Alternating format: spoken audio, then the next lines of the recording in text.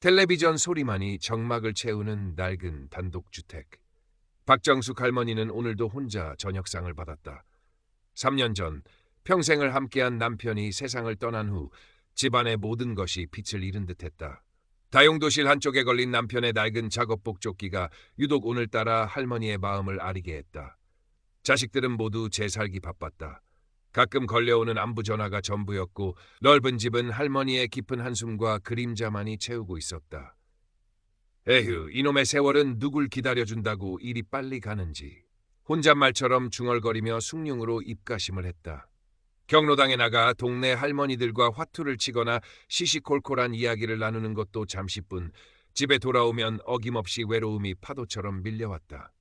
며칠 후 경로당에서였다. 옆자리에 긴 말분 할머니가 연신 스마트폰을 들여다보며 누군가와 메시지를 주고받는지 입가에 웃음이 떠나지 않았다. 뭘 그리 재밌게 봐? 좋은 일이라도 있어? 정숙 할머니의 물음에 말분 할머니는 스마트폰 화면을 슬쩍 가리며 수줍게 말했다. 아니 그냥 말동무하는 거지. 요즘 세상 참 좋아졌어.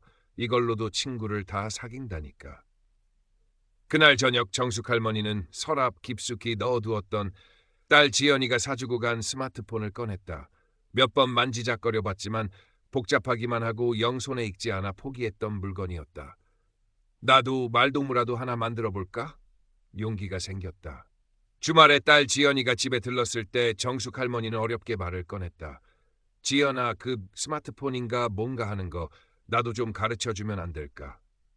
딸은 의아한 표정을 지었지만 이내 싫지 않은 기색으로 몇 가지 기본적인 사용법과 함께 노년층이 많이 사용한다는 익명 채팅 앱 황혼의벗을 설치해 주었다.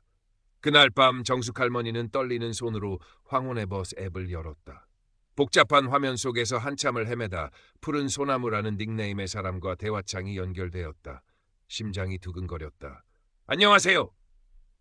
처음이라 어떻게 하는 건지 잘 모르겠네요. 조심스럽게 첫 메시지를 보내자 얼마 지나지 않아 답장이 왔다. 반갑습니다.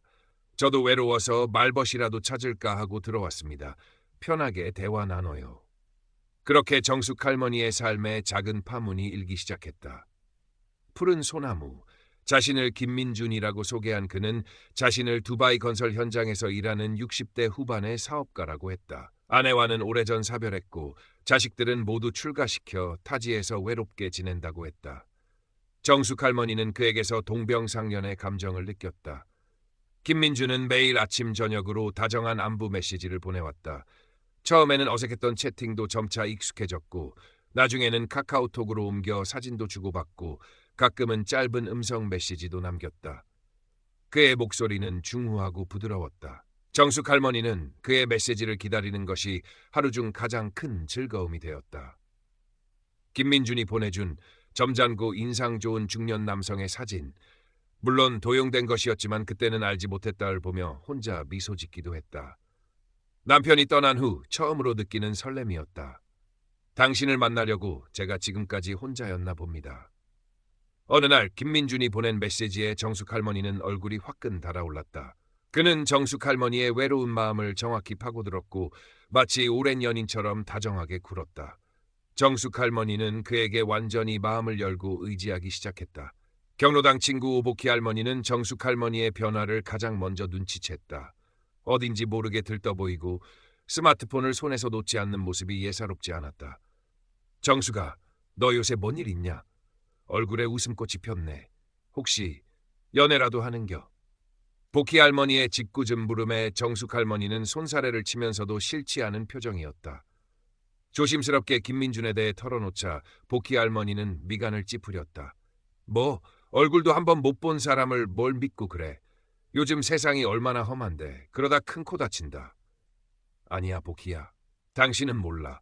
얼마나 좋은 사람인데 말하는 거 하며 생각하는 거 하며 꼭 우리 영감 살아 돌아온 것 같다니까. 정숙 할머니는 김민준을 두둔했다. 복희 할머니의 걱정 어린 잔소리는 그저 자신을 이해하지 못하는 친구의 투정으로 밖에 들리지 않았다. 그러던 어느 날 김민준에게서 다급한 연락이 왔다. 정숙 씨, 정말 미안한데 제가 여기 현지에서 급한 통신 문제가 생겨서요. 당장 해결하지 않으면 큰일 날 것 같은데 혹시 30만 원만 빌려줄 수 있을까요? 다음 주에 바로 갚겠습니다. 정숙 할머니는 순간 망설였다. 생면부지의 사람에게 돈을 보낸다는 것이 꺼림칙했지만 그의 간절한 목소리와 당신밖에 부탁할 사람이 없다는 말에 마음이 약해졌다. 그래, 30만 원 정도야. 설마 떼먹기야 하겠어. 다음 날 정숙 할머니는 딸이 가르쳐준 대로 은행 ATM 기기 앞에서 한참을 서성이다. 결국 김민준이 알려준 계좌로 돈을 붙였다. 그것이 모든 불행의 시작이었다. 그 후로 김민준의 금전 요구는 점점 잦아지고 액수도 커졌다. 현지 자재 대금이 부족하다. 같이 일하는 직원이 갑자기 쓰러져 병원비가 필요하다. 한국으로 돌아가려는데 통관에 문제가 생겨 급전이 필요하다 등 이유는 다양했다. 그때마다 그는 이 문제만 해결되면 모든 걸 정리하고 한국으로 돌아가 당신과 함께 여생을 보내고 싶습니다. 당신은 내 마지막 희망이에요라는 감언이설로 정숙 할머니를 구슬렸다. 정숙 할머니는 남편이 남긴 얼마 안 되는 보험금과 비상금으로 모아두었던 쌈짓돈까지 야금야금 꺼내 그에게 보냈다. 통장 잔고가 줄어들 때마다 불안감이 엄습했지만 김민준과의 행복한 미래를 상상하며 애써 외면했다. 딸 지연이에게는 친구가 급하게 돈이 필요하다는데 곧 갚는다고 해서 빌려줬다고 둘러댔다. 김민준이 약속한 귀국 날짜는 계속해서 미뤄졌고 정숙 할머니의 초조함은 날로 커져만 갔다. 간혹 김민준의 말이 앞뒤가 맞지 않거나 약속이 계속 어긋날 때 정숙 할머니는 의심을 품기도 했다.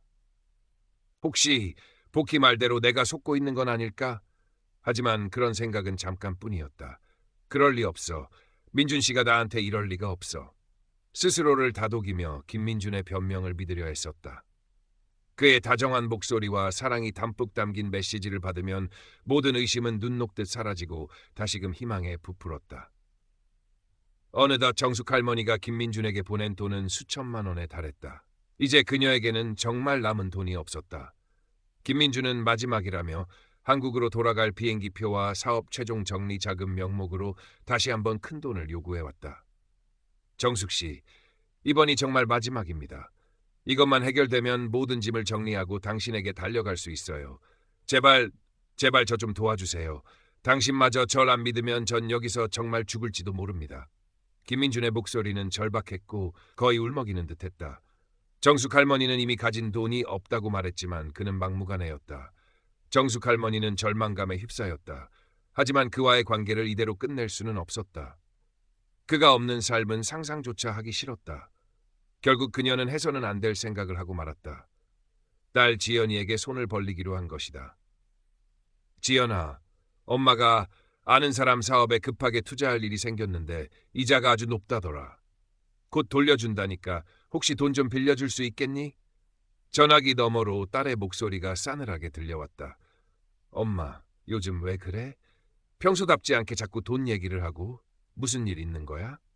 지연은 엄마의 평소답지 않은 모습과 어딘가 절박해 보이는 태도에 강한 의심을 품었다.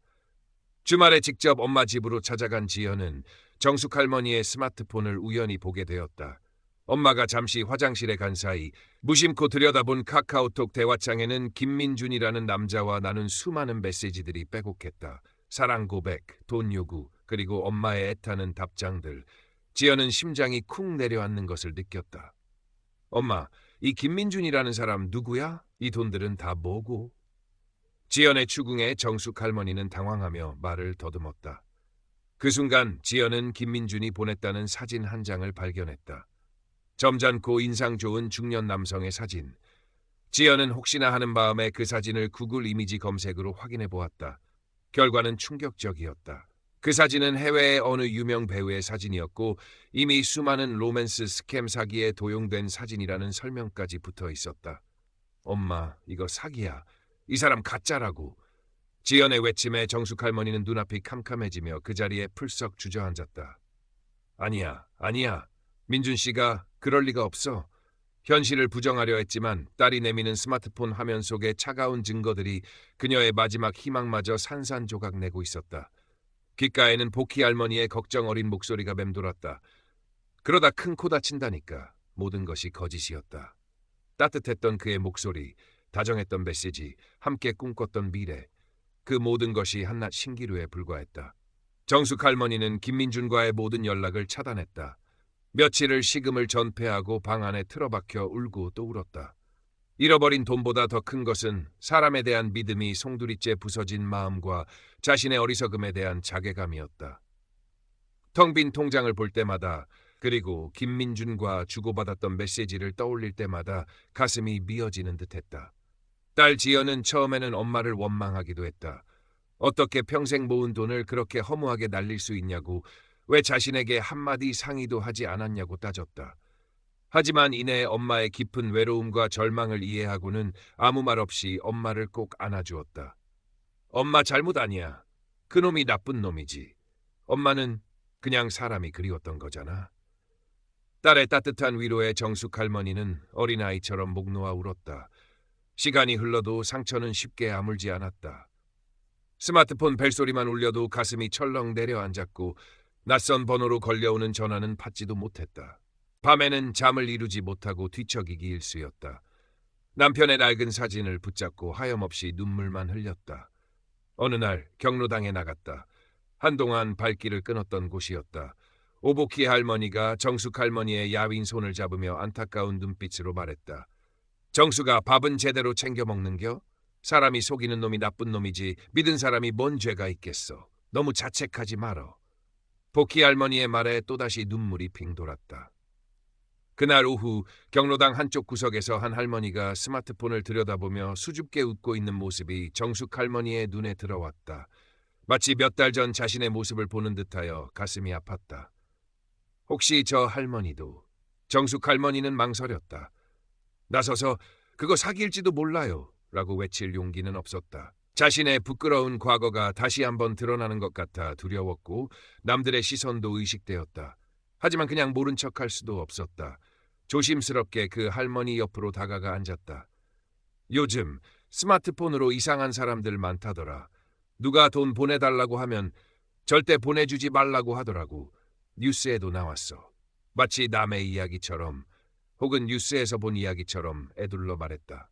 그 할머니는 의아한 표정으로 정숙 할머니를 쳐다보았지만 정숙 할머니는 더 이상 아무 말도 하지 못하고 어색하게 웃어 보였다. 집으로 돌아오는 길, 정숙 할머니는 길가에 핀 작은 들꽃을 보았다. 모진 비바람에도